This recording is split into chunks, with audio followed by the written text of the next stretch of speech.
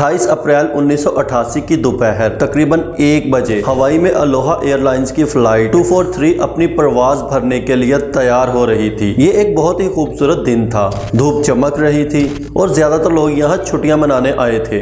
अगर आप हवाई को नहीं जानते तो ये बहरुल काहिल के बीचों बीच एक जज़ायर का ग्रुप है जो अमेरिका का हिस्सा है।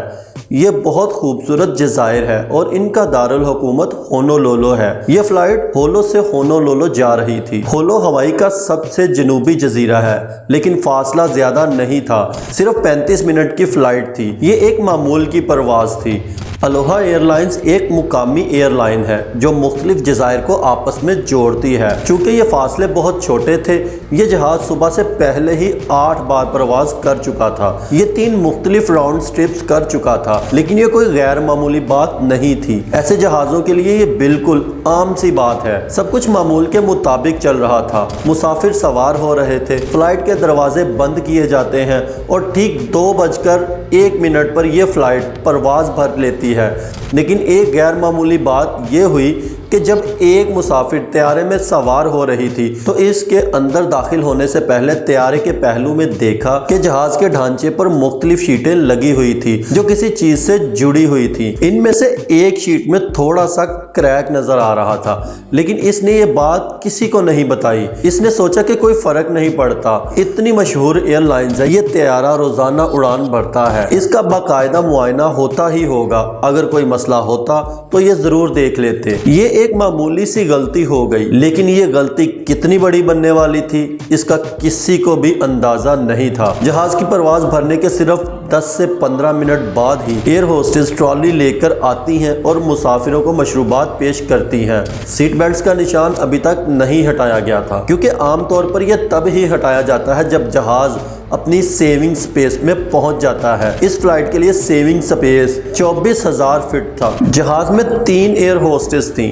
जो मुसाफिरों को मशरूबात सर्व कर रही थी। परवाज भरने के ठीक 20 मिनट बाद ये फ्लाइट 24,000 फीट की बुलंदी पर पहुंचती है और जैसे ही ये ऊंचाई पर पहुंचती है एक जोरदार धमाका होता है। तमाम मुसाफिरों को धमाके की बहुत तेज आवाज सुनाई देती है और अचानक ज़बरदस्त डिकम्प्रेशन हो जाता है।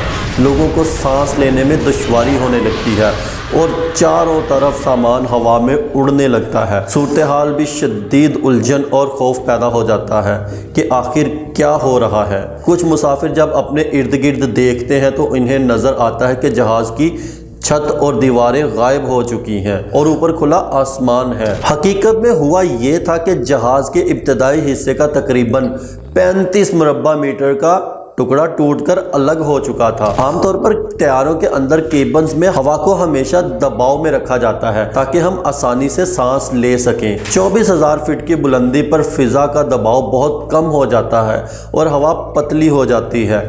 अगर किसी वजह से ये निज़ाम ख़राब हो जाता है और तैयारा बुलंदी पर उड़ रहा हो तो इमरजेंसी की सूरत में ऑक्सीजन मास्क गिर जाते हैं। लेकिन इस फ्लाइट में ऑक्सीजन मास्क गिरने के बावजूद काम नहीं कर रहे थे, क्योंकि छत फटने की वजह से ऑक्सीजन मास्क का निज़ाम भी तबाह हो चुका था। लोगों को हाइपोक्सिया होने लगती है, जिससे चक्कर आना शुरू हो जाते हैं और उलझन बढ़ जाती है। ऐसे हालात में आमतौर पर 1 या 2 मिनट में लोग बेहोश हो जाते हैं। एक एयर होस्टेस मिशेल होंडा, जो इस वक्त रो 15 के करीब थी, इंटरकॉम के जरिए कॉकपिट से राब्ता करने की कोशिश करती है, लेकिन दूसरी तरफ से कोई जवाब नहीं आता। दूसरी एयर होस्टेस सीबी लॉन्सिंग, जो रो 5 के करीब एक मुसाफिर को मशरूब सर्व कर रही थी, छत फटने की वजह से हवा में उड़कर जहाज से बाहर गिर जाती है। तीसरी एयर होस्टेस जैन सानो रो 2 के करीब थी। वो जमीन की तरफ गिर जाती है जब एक लगेज इनके चेहरे से टकराता है। हर तरफ हंगामा मचा हुआ था। जब मिशेल होंडा को पायलट्स की तरफ से कोई जवाब नहीं मिलता तो वो एक एक करके मुसाफिरों से पूछने लगती है, क्या आपको जहाज उड़ाना आता है?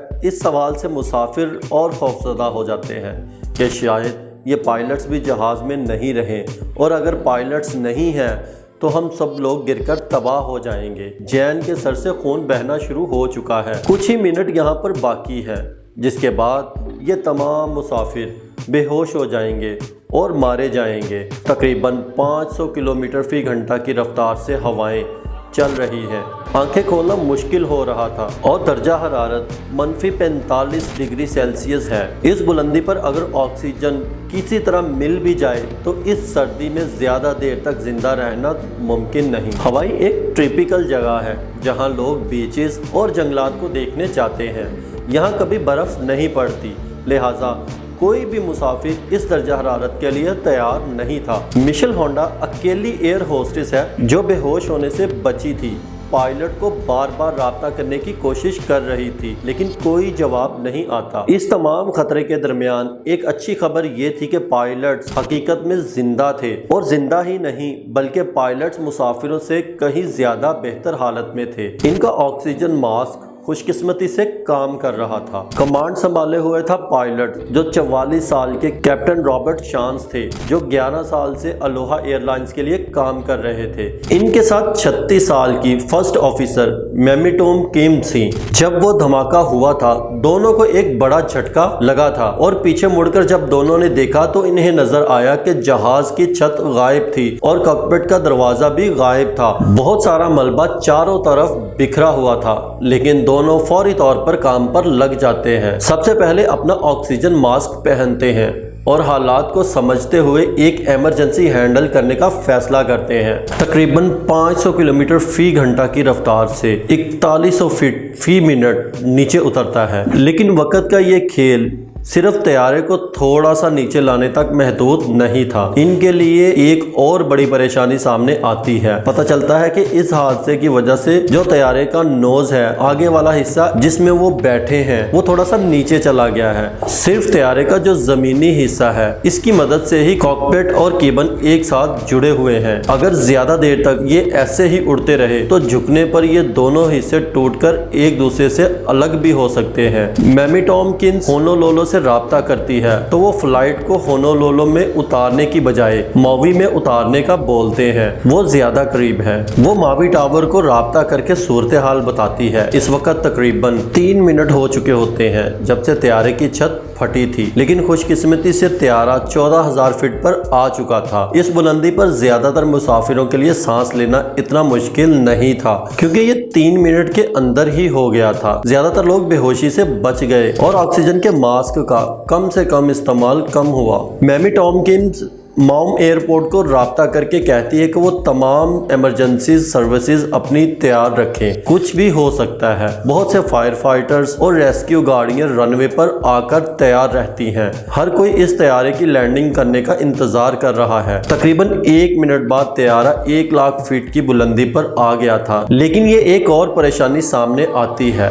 सामने एक बड़ी 10,000 फीट की पहाड़ी मौजूद थी। कैप्टन रॉबर्ट्स तैयारे को आहिस्ता करते हैं, जितना आहिस्ता हो सके इतना आहिस्ता उड़ाते हैं। अगर इससे नीचे चले गए तो फ्लाइट कंट्रोल करने में परेशानी हो सकती है, लेकिन वो 170 की रफ्तार को बरकरार रखते हुए वो आइलैंड के दरमियान से तैयारे को निकालते हैं। पहाड़ी से बचते हुए तैयारे को मोड़ते हैं और वो एयरपोर्ट की तरफ मुड़ जाता है। ये वो नुक्ता था जब मुसाफिरों की जान में जान आती है। इन्हें आखिरकार ये एहसास होता है कि हमारे तैयारे में एक पायलट मौजूद है जो न सिर्फ जिंदा है, वो तैयारे को ठीक ठाक उड़ा भी पा रहा है। जैसे जैसे रनवे की तरफ तैयारा नीचे आने लगता है, मैमी टॉमकिंस लैंडिंग गियर को नीचे लाती है। 3 सीट ऑफ व्हीलर्स होनी चाहिए, 2 पीछे की तरफ और 1 आगे की तरफ। पीछे वाले को मेंस गियर कहा जाता है और इंडिकेटर्स बता रहा था कि मेंस गियर तो कामयाबी से जारी हो चुका है, लेकिन जो नोज गियर है, आगे वाला व्हील, वो नीचे नहीं आ पा रहा। अब तकनीकी तौर पर देखा जाए बगैर इस आगे वाले पहिए के जहाज का लैंडिंग करना मुमकिन तो है। इस चीज को बेली लैंडिंग कहा जाता है। इमरजेंसी केसेस में कई बार की जाती है, लेकिन इस मखसूस केस में जहां तैयारे का बीच वाला हिस्सा इतना कमजोर हो चुका है, छत पहले ही गायब है, पायलट्स को ये डर है कि अगर इस तरीके की लैंडिंग की कोशिश की गई तो पक्की बात है कि तैयारे को क्रैश कर जाएगा। अगर फ्यूल टैंक में कुछ हुआ तो धमाका भी हो सकता है। ये एक बहुत सी ड्रामाई आग और धमाके की तरफ ले जा सकता है, लेकिन इसके अलावा और कोई ऑप्शन नहीं था। अगर करें तो क्या करें? पायलट्स फैसला करते हैं कि इसी तरीके से लैंडिंग की जाएगी।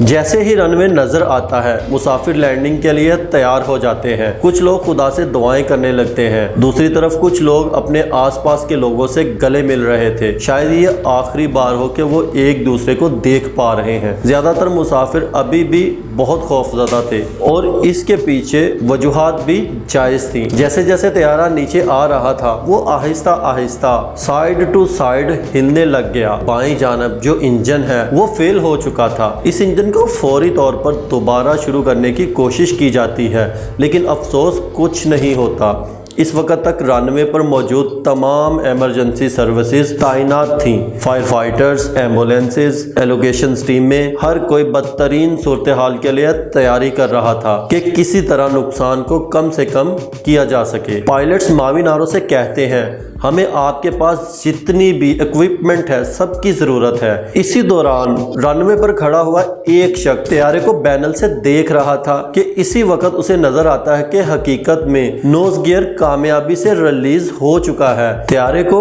बेली लैंडिंग की जरूरत नहीं पड़ेगी। पायलट को आगाह किया जाता है और पायलट की जान में जान आ जाती है। और फिर ठीक 13 मिनट 42 सेकंड हवा में रहने के बाद अलोहा एयरलाइंस की ये परवाज 243 रनवे को टच डाउन करती है। कप्तान ब्रेक इस्तेमाल करने के अलावा बच जाने वाले इंजन नंबर 2 को थ्रस्ट रिवर्स भी इस्तेमाल करता है और तैयारा आहिस्ता आहिस्ता सुकून से रुक जाता है। रनवे पर मौजूद तमाम इमरजेंसी टीमें राहत महसूस करती हैं। तैयारे से इमरजेंसी एग्जिट के जरिए मुसाफिरों को नीचे उतारा जाता है। तमाम मुसाफिर कप्तान को शाबाश देते हैं और इनकी जिंदगियों को बचाने के लिए शुक्रिया अदा करते हैं।